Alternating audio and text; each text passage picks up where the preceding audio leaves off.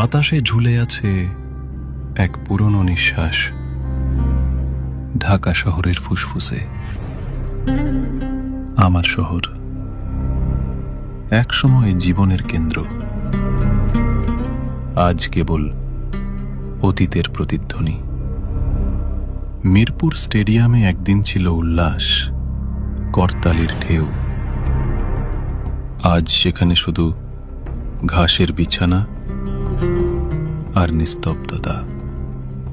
Mirpur 10-এর metro স্টেশনে যে train একসময় মানুষ বহন করত, এখন শুধু লতাপাতা ধরে রেখেছে ভাঙা রেল লাইন।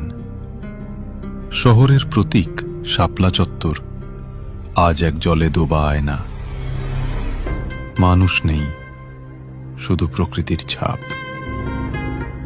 মরিচা ধরা বাস, জলে ডোবা গাড়ি, সবই থেমে যাওয়া জীবনের স্মৃতি।